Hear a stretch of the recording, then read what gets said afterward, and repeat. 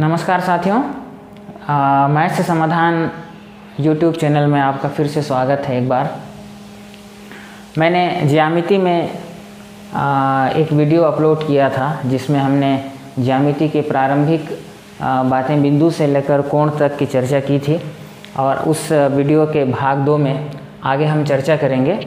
और आज हम देखेंगे कोण के प्रकार और उसमें विभिन्न प्रकार के कोणों के साथ साथ हम कोण योग के बारे में भी सीखेंगे। तो आइए शुरू करते हैं और सबसे पहले देखते हैं कोणों के प्रकार। और उससे पहले थोड़ा सा आप लोगों को कोण के बारे में मैं बता दूं। जैसा कि पिछले वीडियो में आपने देखा हुआ था, मैंने बताया था कि कोण किसे कहते हैं। जब किसी बिंदु से, मान लीजिए ये बिंदु O है, इस बिंदु से दो किरणें निकलें, एक किरण निकली मान लीजिए OA और उसी बिंदु से एक दूसरी किरण निकली OB, तो इन दोनों किरणों के एक ही बिंदु से निकलने से जो आकृति बनती है, अर्थात ये जो दोनों किरणों के बीच का ये जो भाग होता है और यहाँ पर एक कोना बनता है, तो इस आकृति को हम कहते हैं कोण कहते हैं। इस आकृति को हम कोण कहते हैं। इसमें ये समझना जरूरी है कि एक ही बिंदु से दो किरणों का निकलना आवश्यक है, तभी एक कोण बनता है। अब इस कोण के भाग क्या क्या होते हैं, सबसे पहले देखते हैं इस कोण का नाम क्या लिखेंगे हम। किसी कोण का नाम किस तरीके से लिखा जा सकता है।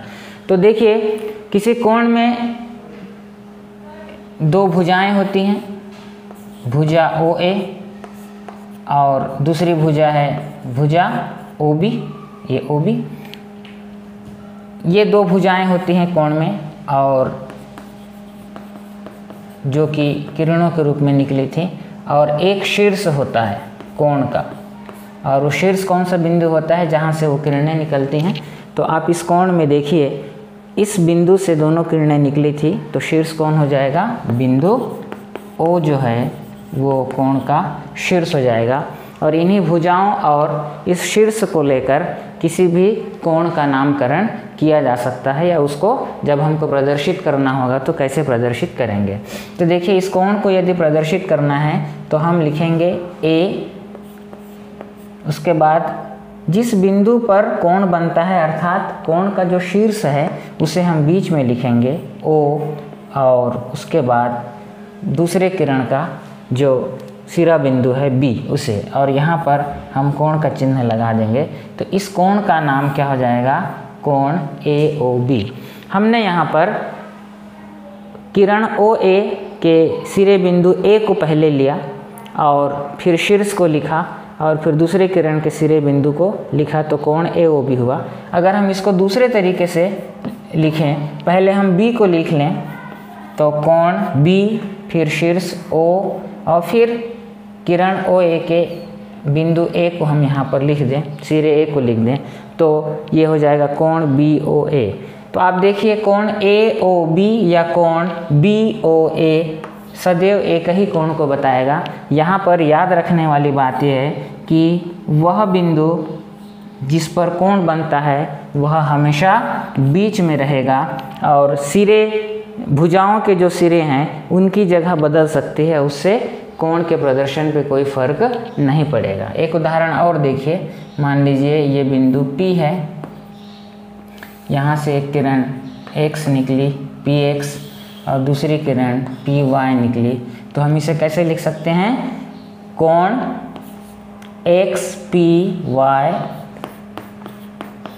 या इधर से शुरू करें तो कोण YPX, कोण YPX। यहाँ पर भी देखिए, जिस बिंदु पर कोण बना है, अर्थात जो शीर्ष है वो कहाँ पर है, बीच में है।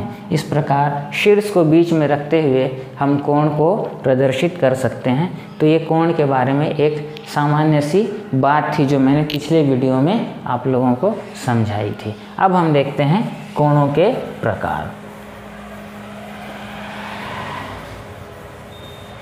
यहाँ एक बात और मैं बता दूं कि कोण की जब माप की बात आती है, कोण की माप, किसी कोण को जब मापना होता है, तो ये मान लीजिए एक कोण है तो कोण की माप जो है वो आप लोग जो पढ़ते हैं उसके हिसाब से अंशों में होती है कोण की माप। आगे की कक्षाओं में आप पढ़ोगे एक दूसरा मात्रक कोण का, रेडियन। तो कोण की माप अंशों में होती है, और ये जो माप होती है हम अपने कंपास बॉक्स में एक उपकरण होता है जिसे हम क्या कहते हैं, चांदा कहते हैं, उसके द्वारा किसी कोण की माप की जा सकती है। आप लोग देखे होंगे आपके कंपास बॉक्स में इस प्रकार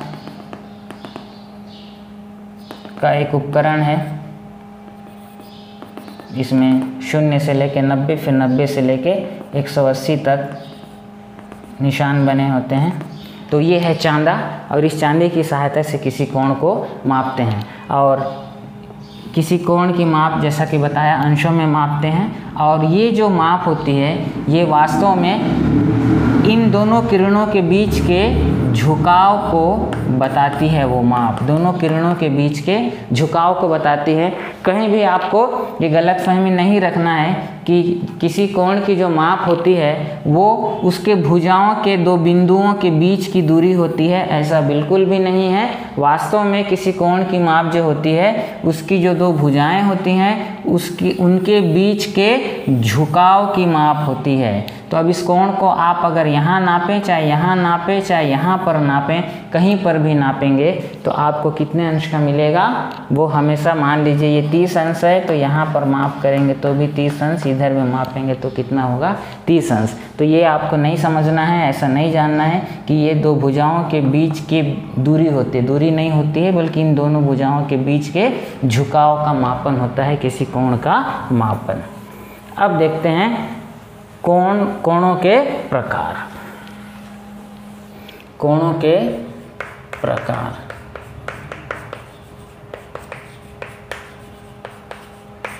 कोण के प्रकार।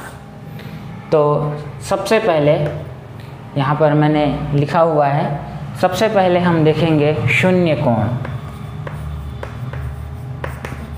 शून्य कोण, तो देखिए ये एक बिंदु है O, इससे एक किरण निकली, इसको मैं डॉटेड से दिखा दे रहा हूँ। एक किरण निकली, एक पहली किरण निकली OA, और इसी बिंदु O से एक दूसरी किरण निकली जो कि ठीक किरण OA के ऊपर थी और उसको पूरी ढकती हुई निकल गई। अर्थात अभी ये दूसरी किरण OB है। अर्थात स्थिति कैसी है कि ये एक किरण निकली बिंदु O से, और उसी बिंदु से एक किरण OB निकली, और दोनों एक दूसरे के संपाती हैं। माने दूसरे किरण ने पहले किरण को पूर्ण रूप से क्या कर दिया है, ढक दिया है। तो ऐसी स्थिति में आप देखिए कि इन दोनों किरणों के बीच किसी भी प्रकार का झुकाव नहीं है, किसी भी प्रकार का झुकाव नहीं है। ठीक, वे एक दूसरे को क्या कर रहे हैं, पूर्णतः ढक ले रहे हैं, एक के ऊपर दूसरा है। तो चूंकि ऐसी स्थिति में कोई झुकाव नहीं है दोनों किरणों के बीच, तो जब ऐसा कोण निर्मित होता है तो हम उसे कहते हैं शून्य कोण। अर्थात शून्य कोण एक ऐसा कोण होता है जिसमें कोण बनाने वाली भुजाओं या कोण बनाने वाली किरणों के बीच का झुकाव क्या हो जाता है, शून्य होता है, कोई झुकाव नहीं होता है। दैनिक जीवन में आप देखिए, एक उदाहरण से मैं बताऊं, जब घड़ी के कांटे में 12 बजे होते हैं तो उस समय मिनट का कांटा और घंटे के कांटे के बीच 0 अंश का कोण होता है। देखिए 12 बजे ये घंटे का कांटा हुआ, और ठीक आप घड़ी के केंद्र को जो है, डायल के केंद्र को जो है कोण का शीर्ष मानिए, और मिनट को के घंटे के कांटे को आप पहली किरण और मिनट के कांटे को आप दूसरी किरण मानिए। तो ऐसी स्थिति होती है 12 बजे, और घड़ी की दोनों भुजाओं के बीच, घड़ी के दोनों कांटों के बीच कोई भी झुकाव नहीं होता है। और ऐसी स्थिति में यहाँ पर भी क्या बनेगा, 0 अंश का कोण बनेगा। अर्थात जब कोण बनाने वाली भुजाओं या कोण बनाने वाली किरणों के बीच कोई भी झुकाव नहीं होता है, वो एक दूसरे के संपाती होते हैं, ठीक एक के ऊपर दूसरा होता है। तो ऐसी स्थिति में चूँकि झुकाव कुछ भी नहीं होता, 0 होता है, इसलिए ऐसे कोण को हम शून्य कोण कहते हैं। अब देखते हैं न्यून कोण। न्यून कोण, दूसरा न्यून कोण। अब जब कोण बनाने वाली भुजाओं के बीच, कोण बनाने वाली भुजाओं के बीच का जो कोण है, कोण बनाने वाली भुजाओं के बीच का जो झुकाव है, ये मान लीजिए शीर्ष है और ये पहली भुजा हुई, या इसे हम किरण कह लेते हैं, और ये दूसरी किरण है बी। तो जब कोण बनाने वाले भुजाओं या किरणों के बीच का झुकाव 0 अंश से अधिक परंतु 90 अंश से कम हो, 0 अंश से अधिक हो, कोण बनाने वाली भुजाओं और अथवा किरणों के बीच का झुकाव 0 अंश से अधिक हो परंतु कितना हो, 90 अंश से कम हो, तो हम ऐसे कोण को कहते हैं न्यून कोण। तीसरे प्रकार का कोण है समकोण। जब एक ऐसा कोण जिसमें कोण बनाने वाली भुजाओं या कोण बनाने वाली किरणों के बीच का झुकाव ठीक 90 अंश हो, ठीक 90 अंश हो, न कम न ज़्यादा, तो ऐसी स्थिति में उसे हम क्या कहते हैं, समकोण। तो देखिए ये बिंदु O है, मान लीजिए यहाँ से किरण निकली OA और ये किरण निकली OB, और इनके बीच का ये जो झुकाव है ये अगर 90 अंश का हो तो हम इसे कहते हैं समकोण। और जब भी समकोण बनता है तो एक भुजा दूसरे भुजा पर लंब होती है। इसे विशेष रूप से जानना है कि जब भी समकोण बनता है तो दोनों भुजाओं में से एक भुजा दूसरी भुजा की लंब होती है, दूसरे भुजा पर लंब होती है। तो समकोण की स्थिति में हम ये कह सकते हैं कि OB लंब है OA के, या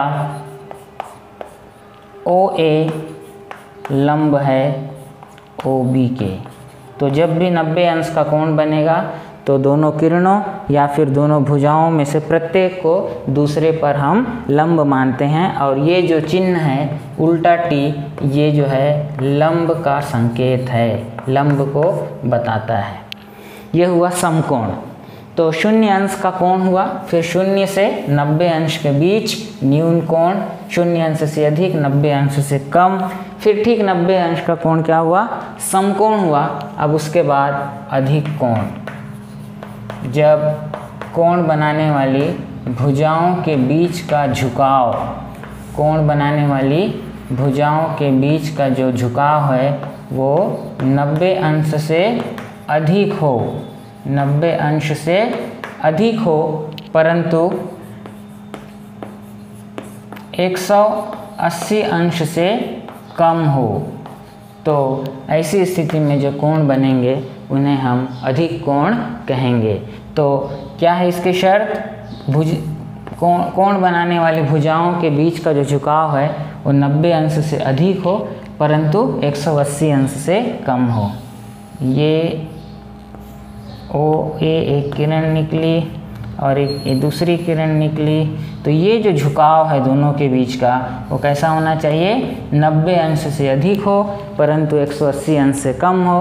तो ऐसे सारे कोण क्या कहलाएंगे, अधिक कोण कहलाएंगे। तो देखिए 91 अंश का कोण क्या होगा, अधिक कोण होगा, क्योंकि इसकी माप कितनी है, 90 अंश से अधिक है और 180 अंश से कम है। उसी प्रकार 179 अंश का कोण क्या होगा, ये भी अधिक कोण होगा, क्योंकि इसकी जो माप है, इसकी भुजाओं के बीच का जो झुकाव है वो 90 अंश से अधिक है परंतु 180 अंश से कम है। तो ये हुआ अधिक कोण। अधिक कोण के बाद हम देखते हैं सरल कोण या ऋजु कोण।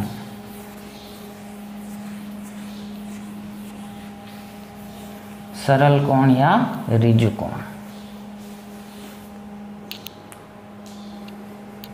पांचवा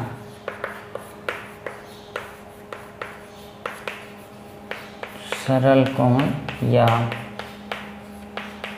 ऋजु कोण। तो देखिए एक बिंदु है, उससे एक किरण निकली OA, और इसी बिंदु O से एक दूसरी किरण निकली, परंतु वो इस प्रकार निकली कि वो पहली किरण OB के ठीक विपरीत दिशा में थी। ठीक विपरीत दिशा में एक दूसरी किरण निकली। बिंदु O है, O से एक किरण निकली OA, और OA के ठीक विपरीत एकदम उसके उल्टे एक दूसरी किरण निकली OB। तो ऐसी स्थिति में इन दोनों भुजाओं के बीच का जो झुकाव होता है, इन दोनों किरणों के बीच का जो झुकाव होता है वो ठीक 180 अंश होता है। ठीक 180 अंश के बराबर होता है, और ऐसे कोण को हम कहते हैं सरल कोण या ऋजु कोण। अर्थात एक ऐसा कोण जिसमें भुजाओं का झुकाव, भुजाओं के बीच का झुकाव 180 अंश का हो, ठीक 180 अंश का, तो हम उसे सरल कोण कहते हैं। दैनिक जीवन में एक उदाहरण से बताऊं कि जब 6 बजे होते हैं, सुबह का 6 बजा हो या शाम का, तब क्या स्थिति होती है। तो देखिए ये घंटे का काटा और ये मिनट का काटा। तो आप देखिए घंटे का काटा जिस दिशा में है उसके ठीक विपरीत दिशा में मिनट का काटा है, और दोनों ठीक एक दूसरे के विपरीत हैं। इस स्थिति में इनके बीच का झुकाव ठीक 180 अंश होता है, और ये किसको प्रदर्शित करते हैं, सरल कोण को प्रदर्शित करते हैं। तो ये हो गया सरल कोण। और उसके बाद अगला प्रकार है वृहत कोण। वृहत कोण,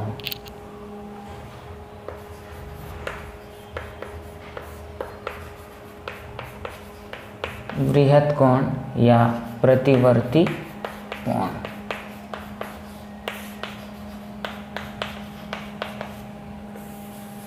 सरल कोण या प्रतिवर्ती, वृहत कोण या प्रतिवर्ती कोण। अब ये एक किरण निकली इस प्रारंभिक बिंदु O से OA, और एक दूसरी किरण इस प्रकार निकली OB, दूसरी किरण, कि इनके बीच का जो ये झुकाव है वो 180 अंश से अधिक हो, परंतु 360 अंश से कम हो। तो ऐसे कोण को हम वृहत कोण या प्रतिवर्ती कोण कहते हैं। तो दोनों कोण बनाने वाली दोनों भुजाओं या दोनों किरणों के बीच का झुकाव कितना होना चाहिए, 180 अंश से अधिक, लेकिन 360 अंश से क्या हो, कम हो। तो ऐसी स्थिति में जो कोण निर्मित होते हैं उन्हें हम कहते हैं वृहत कोण। और आखिरी प्रकार है संपूर्ण कोण। संपूर्ण कोण, इसे आप थोड़ा ध्यान से समझना। संपूर्ण कोण, अब मान लेते हैं कि इस प्रारंभिक बिंदु O से एक किरण निकली OA, और इसी के ठीक संपाती होते हुए एक दूसरी किरण निकली OB। अभी ये दोनों किरणें जो हैं एक ही बिंदु से निकली, एक दूसरे के संपाती हैं, तो इनके बीच कितने अंश का कोण है, 0 अंश का कोण है। अब हम मानते हैं कि ये जो किरण OB, किरण OA स्थिर है, और किरण OB जो है घड़ी के विपरीत दिशा में घूम रही है। तो हम ऐसी कल्पना करते हैं कि ये किरण OB जो है धीरे धीरे घड़ी की विपरीत दिशा में घूम रही है। यहाँ पर आई, फिर कुछ समय के बाद यहाँ पर है, फिर कुछ समय के बाद यहाँ पर है। इस तरीके से किरण OB घूमती जा रही है। तो जब किरण यहाँ पर रहेगी और इनके बीच का जो झुकाव है 90 अंश का, तब जो कोण बनेगा वो कौन सा कोण होगा, समकोण। और ऐसे ही चलते चलते जब ये किरण OB कभी यहाँ पर रहेगी, एक स्थिति ऐसी आएगी कि किरण OB जो है ओ ए के ठीक विपरीत होगी, तब ये जो कोण बनेगा इसका माप कितना अंश होगा, 180 अंश। और कौन सा कोण बनेगा, सरल कोण बनेगा।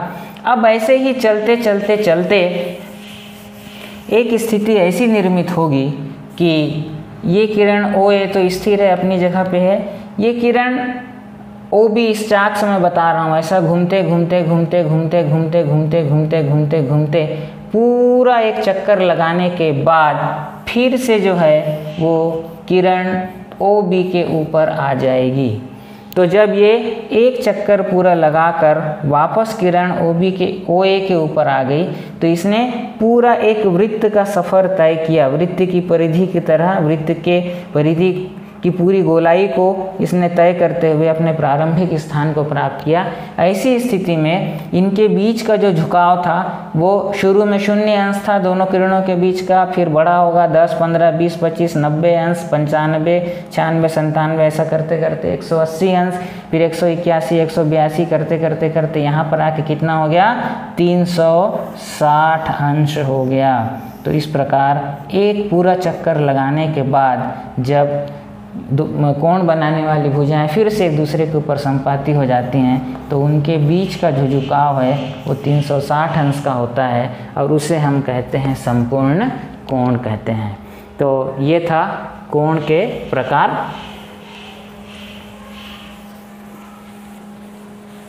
अब इन कोण के प्रकारों को जानने के लिए आपको एक बहुत ही आसान तरीका मैं बता देता हूँ, इससे आप लोगों को रटने या याद करने की ज़रूरत नहीं पड़ेगी।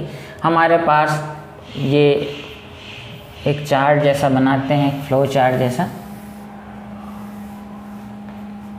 0 अंश है, हम सबसे छोटा कोण 0 अंश का बताएं और बृहद कोण के रूप में 360 अंश बताएं। तो आप देखिए अब 0 अंश का कोण हो गया, 360 अंश का कोण हो गया, तो ये कौन सा कोण हो गया, 0 कोण, जिसका मान या जिसमें भुजाओं के बीच का झुकाव 0 होता है, ये हो गया संपूर्ण कोण। एक भुजा पूरा एक चक्कर लगाकर वापस पहली भुजा के ऊपर आ जाए, 360 अंश का कोण, संपूर्ण कोण। अब एक भाग निकालिए 0 से अधिक और 90 अंश से कम, तो ये हो जाएगा न्यून कोण। फिर 90 अंश से अधिक और कहाँ ले जाइए, 180 अंश से कम, तो ये आपका हो जाएगा अधिक कोण। 1 मिनट रुकिए, 0 अंश से अधिक और 90 अंश से कम, फिर ठीक लाइए 90 अंश पर, तो ये कोण कौन सा हो जाएगा, समकोण हो जाएगा। फिर 90 अंश से अधिक परंतु 180 अंश से कम, तो ये हो जाएगा अधिक कोण। फिर ठीक 180 अंश पे आइए, 180 अंश का कोण, ये क्या हो जाएगा, सरल कोण या रिजु कोण हो जाएगा। और फिर आइए 180 अंश से अधिक परंतु 360 से अंश से कम, तो ये हो जाएगा बृहद कोण। और उसके बाद ठीक 360 अंश का कोण संपूर्ण कोण। तो इस प्रकार आप ये याद रखेंगे, 0 अंश पे एक प्रकार, फिर 0 से 90 अंश के बीच दूसरा प्रकार न्यून कोण, फिर ठीक 90 अंश पे एक प्रकार समकोण, फिर 90 अंश से 190 अंश से अधिक और 180 अंश से कम पे एक और प्रकार अधिक कोण, फिर ठीक 180 अंश पे कोण का और एक प्रकार सरल कोण, फिर 180 अंश से अधिक और 360 अंश से कम पे और एक प्रकार बृहद कोण, और फिर ठीक 360 अंश पे आखिरी प्रकार संपूर्ण कोण। तो ये एक तरीका है इन कोणों को याद रखने के लिए। अब आते हैं कोण युग्म। कोण युग्म, युग्म का मतलब होता है जोड़ा, अर्थात जब कोई भी चीज़ 2 की संख्या में एक साथ होती है तो उसे हम युग्म कहते हैं। कोण युग्म का मतलब हुआ 2 कोण एक साथ। तो इसमें सबसे पहले है आसन्न कोण युग्म में कोणों के जोड़ों में आसन्न कोण एक पहला प्रकार है। अब आसन्न कोण, दो कोण एक साथ हैं और कब उन्हें आसन्न कोण कहेंगे कि मान लेते हैं कि दो कोण इस प्रकार हैं, दो कोण इस प्रकार हैं कि उनका शीर्ष उभयनिष्ठ हो, उनका शीर्ष उभयनिष्ठ हो, और दूसरी शर्त है एक भुजा उभयनिष्ठ हो। जब दो कोण इस प्रकार हों कि उनका शीर्ष भी उभयनिष्ठ हो, अर्थात दोनों कोणों का शीर्ष एक ही बिंदु हो, और एक भुजा उभयनिष्ठ हो, माने दोनों कोण की भुजा बनाने वाली, कोण बनाने वाली दो दो भुजाएं होंगी, उनमें से एक भुजा क्या हो, उभयनिष्ठ हो। तो ऐसे कोणों के युग्म को हम कहते हैं आसन्न कोण। तो देखिए ये एक कोण है OA और ये OB, तो कोण ये क्या हुआ, कोण AOB या कोण BOA। अब एक दूसरा कोण ऐसा बनाते हैं जिसका शीर्ष वही हो जो कोण AOB का हो, तो शीर्ष क्या है, O है, और जो दूसरा कोण बना रहे हैं उसकी एक भुजा भी जो है इस कोण AOB के उभयनिष्ठ हो, तो हम इस भुजा OB को जो है उभयनिष्ठ बनाते हुए एक कोण बनाते हैं, ये C है। तो एक कोण बनाया हमने ये वाला कोण, कौन सा, BOC, कोण BOC या कोण COB। तो अब देखिए ये दोनों कोण की क्या विशेषता है कि ये दोनों कोण इस प्रकार बने हुए हैं कि इनका शीर्ष क्या है, उभयनिष्ठ है। कोण AOB का शीर्ष भी O है और कोण BOC का शीर्ष भी क्या है, O है। एक भुजा उभयनिष्ठ है और दोनों कोणों के जो शीर्ष हैं वो भी उभयनिष्ठ है। इस कोण का जो शीर्ष है वो O है। अच्छा, ये मैं बता चुका हूँ। अब देखिए दोनों की एक भुजा उभयनिष्ठ है, तो देखिए कोण AOB की एक भुजा है OB और कोण BOC की ये एक भुजा हुई, दूसरी भुजा कौन है, OB। तो देखिए इन दोनों कोणों में एक भुजा क्या है, उभयनिष्ठ है। तो इस प्रकार के जो कोण होते हैं जिनमें एक शीर्ष और एक भुजा क्या हो, उभयनिष्ठ हो, तो ऐसे कोण को हम कहते हैं आसन्न कोण। देखिए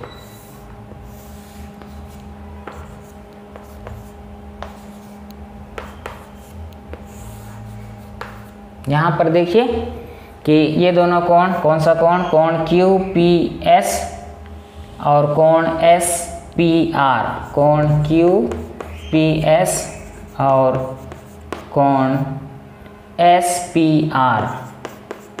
क्या खास बात है दोनों में, दोनों का शीर्ष क्या है, P है, शीर्ष दोनों का उभयनिष्ठ है और एक भुजा ये PS जो है वो दोनों कोण में शामिल है, इसमें भी और इसमें भी, इसलिए ये कैसा कोण युग्म होगा, आसन्न कोण होगा। तो इसे कहते हैं आसन्न कोण। अब आसन्न कोण की एक विशेष परिस्थिति है रेखिक युग्म। आसन्न कोण की एक विशेष परिस्थिति है, माने आसन्न कोण का एक विशेष प्रकार है, उसे हम कहते हैं रेखिक युग्म। और वो क्या होता है देखते हैं। अब मान लेते हैं कि एक आसन्न कोण इस प्रकार है, अर्थात दो कोण इस प्रकार हैं। ये एक कोण हो गया OB, और जो दूसरा कोण है उसकी उभयनिष्ठ भुजा को छोड़कर जो दूसरी भुजा है वो पहले कोण की पहली भुजा के ठीक विपरीत हो, इस प्रकार की स्थिति हो। यहाँ पर देखिए कि ये कोण, एक कोण बना है कोण AOB और दूसरा कोण है BOC, कोण BOC। यहाँ ये दोनों आसन्न है, कैसे पता चला, क्योंकि दोनों का शीर्ष क्या है, इस कोण का और इस कोण का शीर्ष दोनों O है, उभयनिष्ठ शीर्ष है, और एक भुजा ये वाली भुजा OB दोनों में क्या है, उभयनिष्ठ है।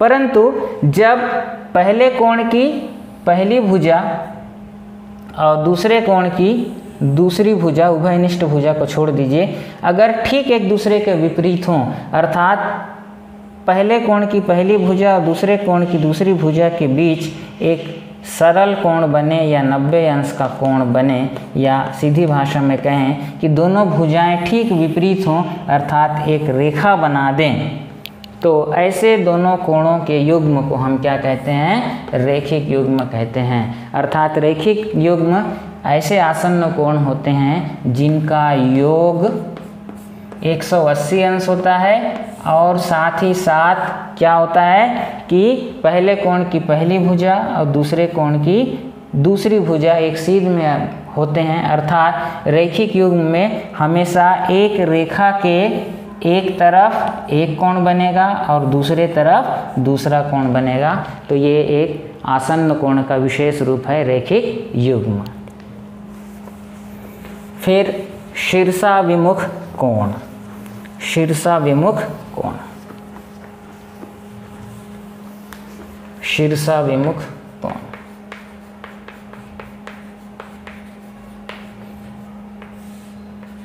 विमुख माने होता है दूसरी ओर या उल्टा। मान लेते हैं एक रेखा या रेखाखंड, ये है एक रेखा है मान लीजिए AB, उसको एक दूसरी रेखा CD किसी बिंदु पर काटती है, जिसे हम गणित की भाषा में प्रतिच्छेद करना कहते हैं। दो रेखाओं के काटने को हम क्या कहते हैं? प्रतिच्छेद करना। तो पहली रेखा AB को दूसरी रेखा CD ने प्रतिच्छेद किया इस बिंदु O पर। तो अब देखिए इस बिंदु O पर 4 कोण बने। ये कोण बना, इसे मैं नाम दे देता हूँ कोण BOD। ये एक दूसरा कोण बना कोण DOA। एक तीसरा कोण बना कोण AOC, और एक चौथा कोण बना कोण COB या कोण BOC। ये 4 कोण बने बिंदु O पर, दोनों रेखाओं के प्रतिच्छेदन बिंदुओं पर। इनमें एक जोड़ा ऐसा है इस कोण का और इस कोण का। ये दोनों जोड़े कैसे हैं? दोनों विपरीत दिशा में हैं, ये इस तरफ और ये इस तरफ, माने इनके जो शीर्ष हैं, देखिए ये एक का शीर्ष इधर है इस तरफ है और दूसरे का शीर्ष क्या है? ऊपर की तरफ है। तो ये इनके शीर्ष कैसे हैं? विमुख हैं, माने एक दूसरे के उल्टे हैं। तो ऐसे जोड़े को हम कहते हैं शीर्षाभिमुख कोण। तो कोण DOA और कोण BOC, ये दोनों कोण कैसे हैं? ये दोनों कोणों का जो शीर्ष है वो उल्टी दिशा में है, विमुख है एक दूसरे के, तो ये कैसे कहलाएंगे? शीर्षाभिमुख कोण कहलाएंगे। और दूसरा जोड़ा यहाँ पर है कोण AOC, ये वाला कोण, और कोण BOD, ये वाला कोण। ये दोनों कोण भी कैसे हैं? एक का शीर्ष इस तरफ इंगित कर रहा है, दूसरे का शीर्ष इस तरफ इंगित कर रहा है, अर्थात दोनों का शीर्ष भी क्या है? एक दूसरे के विमुख है, विपरीत हैं। तो ये एक दूसरा जोड़ा हुआ। तो AOC और BOD, AOC ये कोण और BOD ये कोण, ये भी कैसे होंगे? शीर्षाभिमुख कोण होंगे। तो जब एक रेखा दूसरी रेखा को काटती है तो 2 जोड़े ऐसे मिलते हैं जिनमें से प्रत्येक जोड़े में एक का शीर्ष दूसरे के शीर्ष के विपरीत होता है, और ऐसे जोड़े को शीर्षाभिमुख कोण कहते हैं। तो 2 रेखाओं के प्रतिच्छेदन पे हमको 2 जोड़े शीर्षाभिमुख कोण मिलते हैं। और यहाँ एक चीज़ जानना जरूरी है कि शीर्षाभिमुख कोणों का मान आपस में क्या होता है? बराबर होता है। तो इस कोण का जो मान होगा वही इस कोण का मान होगा, इस कोण का जो मान होगा वही इस कोण का मान होगा। इन दोनों के मान से कोई मतलब नहीं है। ये 70 अंश का तो ये भी 70 अंश का, ये 110 अंश का तो ये भी 110 अंश का होगा। तो ये है शीर्षाभिमुख कोण, ऐसे कोण युग्म जिसमें शीर्ष क्या होते हैं? एक दूसरे के विपरीत दिशा में होते हैं। अब पूरक कोण और संपूरक कोण। पहले देखते हैं पूरक कोण। तो ये पूरक कोण और संपूरक कोण आसन्न कोण की विशेष परिस्थितियां बन सकते हैं, परंतु ये अलग हैं, अलग प्रकार के कोण युग्म हैं। तो हम एक ऐसा कोण युग्म देखें, ऐसा कोण युग्म जिनके मापों का योग कितने अंश का हो, 90 अंश का हो। मापों का योग कितने अंश का हो, 90 अंश का हो। तो हम उसे क्या कहते हैं, दोनों कोण को एक दूसरे का पूरक कोण कहते हैं। जैसे मान लीजिए मैं अभी कोण युग्म के रूप में नहीं बता के अलग अलग बता रहा हूँ। ये एक कोण है, मान लेते हैं 60 अंश का कोण है OAB, और ये एक कोण है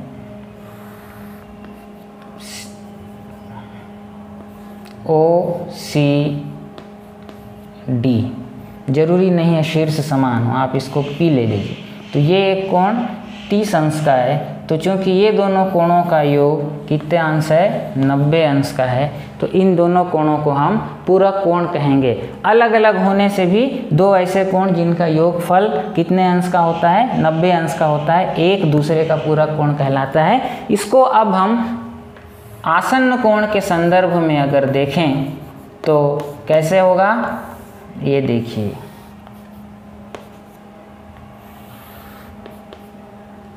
OABC एक कोण हुआ कोण AOB, और दूसरा कोण हुआ कोण BOC। अब यहाँ पर देखिए एक भुजा दोनों में उभयनिष्ठ है और शीर्ष भी उभयनिष्ठ है, तो ये आसन्न कोण हो गए। परंतु इन दोनों के मापों का योग आप देखिए, तो ये माप और ये माप का योग देखिए तो ये पूरा का पूरा क्या दिखता है, 90 अंश दिखाई देता है। तो आसन्न कोण के परिप्रेक्ष्य में ये भी क्या होगा, एक पूरक कोण का उदाहरण होगा। और दो कोण अगर अलग अलग भी हैं तो उनका योग अगर 90 अंश है तो उसे हम क्या कहेंगे, एक दूसरे का पूरक कोण कहेंगे। आपसे कोई पूछा 70 अंश का पूरक कोण क्या होगा, तो दोनों का योग कितना होना चाहिए, 90 अंश, बचा कितना, 20 अंश। तो 70 अंश का पूरक कोण होगा 20 अंश। अब 10 अंश का पूरक कोण, तो दोनों मिलके 90 अंश होना चाहिए था।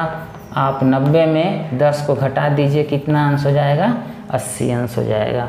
तो इस प्रकार आसन्न कोण की स्थिति में अगर हम पूरक कोण देखेंगे तो दोनों में एक भुजा उभयनिष्ठ होगी, एक शीर्ष उभयनिष्ठ होगा, और दोनों का जो मापों का योगफल 90 अंश होगा। परंतु यदि अलग अलग भी दो कोण हैं तो उनमें से उनका योगफल यदि 90 अंश है तो एक को दूसरे का पूरक कोण कह सकते हैं। अब वैसे ही संपूरक कोण, संपूरक कोण, संपूरक कोण ऐसे दो कोण, ऐसे कोण युग्म या दो कोण जिनके मापों का योग 180 अंश हो तो उसे हम ऐसे कोण युग्म को क्या कहते हैं, संपूरक कोण युग्म कहते हैं, और प्रत्येक को दूसरे का संपूरक कोण कहते हैं। जैसे मान लीजिए कल मैं एक चर्चा कर रहा था, वो मैं थोड़ा सा बता दूं आप लोगों को। एक वृत्त है, ये एक वृत्त है। वृत्त के अंदर एक ऐसे चतुर्भुज की कल्पना कीजिए जिसके चारों शीर्ष और चारों भुजाएं वृत्त के अंदर हों।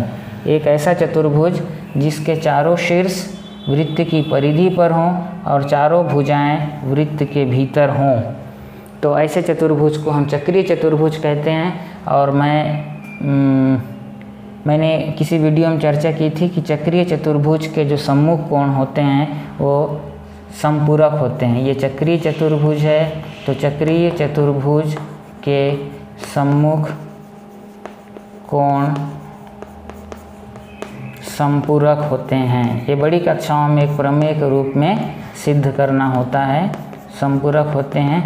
क्यों ऐसा कहा गया है? क्योंकि ये चक्रीय चतुर्भुज के ये एक कोण और उसके सामने का ये एक कोण, इन दोनों का योग होता है 180 अंश। तो ऐसे दो कोण जिनका मापों का योग कितना अंश होता है? 180 अंश होता है, तो उन्हें हम संपूरक कोण कहते हैं। तो मान लीजिए ये 70 अंश का कोण है, तो ये कितने अंश का होगा? 110 अंश का, क्योंकि दोनों का योगफल कितना होना था? 180 अंश। तो मान लीजिए 2 मिनट के लिए ये बी सी डी और ये ई है। तो पहला कोण क्या हुआ? बी सी डी, कोण बी सी डी। दूसरा कोण क्या हुआ? कोण बी ई डी, कोण बी ई डी। इन दोनों का योगफल कितना है? 180 अंश है। ठीक है, तो कोण बी सी डी का संपूरक कोण कौन होगा? कोण बी ई डी, क्योंकि इसका माप और इसका माप मिला कितने अंश के हैं? 180 अंश के हैं। उसी प्रकार कोण बी ई डी का संपूरक कोण कौन होगा? कोण बी सी डी। तो एक दूसरे के संपूरक कोण कहलाते हैं और ये भी एक प्रकार का कोण युग्म है। अब यहाँ पर इसको हम अगर आसन्न कोण के परिप्रेक्ष्य में देखें संपूरक कोण को, तो वो रेखीय युग्म की तरह बनता है। आप देखिए दो कोण हमें बनाने हैं इस प्रकार कि एक भुजा उभयनिष्ठ हो, ये भुजा उभयनिष्ठ हो गई, और शीर्ष उभयनिष्ठ, तो ये भुजा उभयनिष्ठ और ये शीर्ष उभयनिष्ठ, और ये एक कोण बना और ये एक कोण बना। इन दोनों का योगफल कितना होता है? 180 अंश होता है। तो आप देखिए इसे हम क्या नाम दिए थे? रेखिक युग्म नाम दिए थे। तो देखिए रेखिक युग्म में क्या शर्त पूरी हो रही है कि जो दो कोण हैं उनका योगफल कितने अंश का हो रहा है? 180 अंश का हो रहा है। अर्थात रेखिक युग्म जो होते हैं उन्हें भी हम क्या कहते हैं? संपूरक कोण कहते हैं। परंतु प्रत्येक संपूरक कोण जो है वो रेखिक युग्म बनाए ये जरूरी नहीं है। देखिए ये भी संपूरक कोण है, परंतु ये दोनों मिलकर रेखिक युग्म नहीं बना रहे हैं। तो संपूरक कोण रेखिक युग्म की स्थिति में भी संपूरक कोण होंगे, परंतु प्रत्येक संपूरक कोण एक रेखिक युग्म बनाए ये जरूरी नहीं है। परंतु जब भी रेखिक युग्म बनेगा दोनों कोण संपूरक कोण होंगे। तो ये था साथियों कोण एवं कोण के प्रकार। इस वीडियो को समाप्त करने से पहले आप सभी से निवेदन है कि आपको यदि मेरी बताई हुई बातें अच्छी लगती हैं तो आप अधिक से अधिक संख्या में इसको अपने साथियों दोस्तों को शेयर कीजिए और स्वयं भी इसे सब्सक्राइब कीजिए। सब्सक्राइब करने का फ़ायदा ये है कि मैं जब भी कोई नए वीडियोस डालता हूँ वो आपको समय पे मिल जाएंगे। बेल आइकन को दबा दीजिए। और सब्सक्राइब करने का दूसरा फ़ायदा यह है कि आने वाले समय में मैं प्रतियोगी परीक्षाओं के लिए भी रीजनिंग और गणित के वीडियो जिसमें इस चैनल में डालता रहूँगा। तो आप जो है अधिक से अधिक संख्या में सब्सक्राइब कीजिए। आज के लिए बस इतना ही। धन्यवाद।